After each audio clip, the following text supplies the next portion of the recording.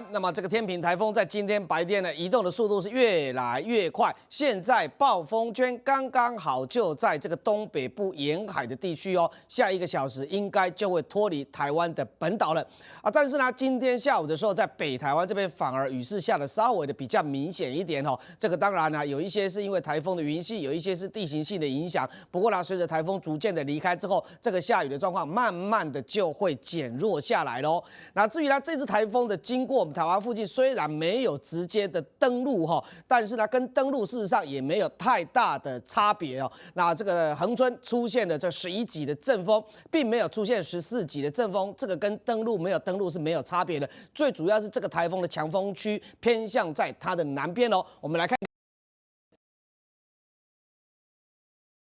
附近的状况哦，那这个是今天清晨0点1点的时候，台风中心经过恒春沿海，我们看到中心在这里。事实上，台风中心是无风无雨的哦，在台风中心边缘这个大风的地方是有经过恒春半岛的哦，只不过恒春没有感受到风力有14级的阵风，最主要当然是强风区在这里。我们看到红色的颜色就是这个台风最强的强风区，是出现在台风眼的南边。并没有整个影响到恒春这边，所以恒春大概出现了11级的阵风，不过还是蛮强的哦。那纵使如果说这个台风中心有登陆的话，强风区也是在海面上面哦，所以呢，这一次的有没有登陆呢？对于恒春半岛所带来的影响，事实上差别并没有太多哦。之所以这一次的灾害比上一次减少很多。最主要的原因就是因为移动的速度太快了。那上个礼拜经过恒春的时候，每个小时大概差不多4公里、5公里左右的速度在移动。今天清晨通过恒春的时候，时速大概是20公里，所以这个速度快很多。相对的下大雨的时间就比较没有拉的那么的长哦。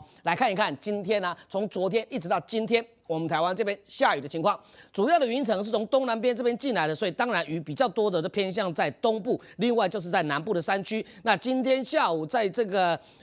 中部的山区比较靠近东边的地方，这边还是有下了一阵比较明显的大雨哦，所以量比较多的地方，我们看到除了台东有326毫米之外，其他南投、花莲、屏东、高雄、台中大概都有差不多90几到100多毫米的降雨哦。那不过随着台风逐渐远离之后，今天晚上雨势呢也会有比较明显的缓和下来。那我们再来看一看台风的路径以及它未来移动的状况了。那目前呢，这一个台风的中心已经移到了差不多宜兰东边的外海喽。紧接着我们看到暴风圈的边缘，现在就刚刚好卡在这个东北部的沿岸这里哦。接下来再往东北的方向稍微移动出去，暴风圈应该就会离开了我们台湾的陆地喽。所以这一个解除警报，最晚应该今天晚上的8点半就有可能解除台湾本岛的这一个台风警报了。紧接着再往北的方向移动上去，就离台湾这边越来越远了。那基本上这个台风离开了以后，并没有什么西南气流进来，所以天气就会比较稳定的。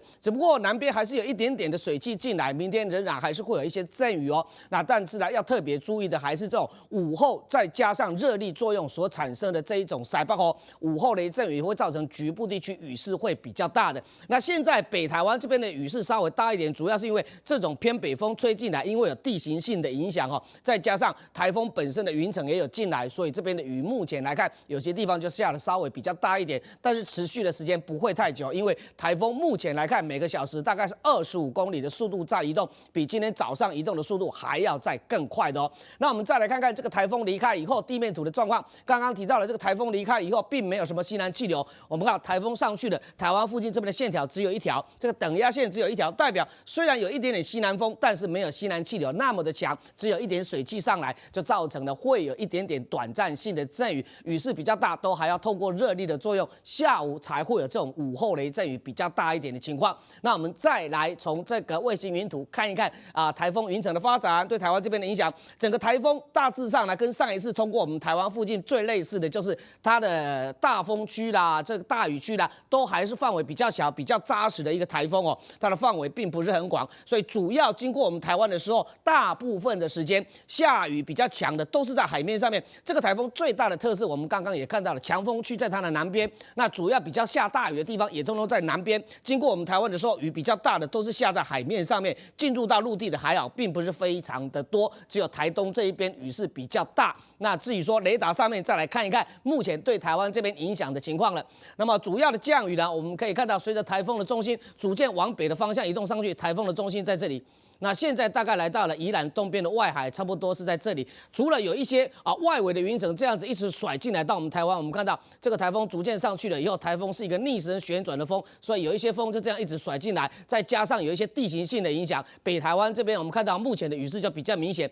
另外有一个部分是在差不多啦苗栗、台中的山区这边也有一些对流云在发展哦。当然这些对流云包含的有一些热力的作用所产生的，既然太阳下山了，热力作用减少之后，这些因为热对流所产生的对流云就会慢慢的减少，所以入夜了以后，在这个新竹啦、台中山区这边的降雨也会跟着减少下来。那北部这边的降雨，随着台风再往北的方向移动上去，也会跟着离开我们台湾。南边的水汽也不多，所以从明天的天气预报上面，我们看到虽然各地区通通都是会有阵雨的但是绝大部分是午后热对流所下来的雨势才会比较大，所以提醒大家，明天还是要注意这一种塞北风。接下来再把现场交还给金芬。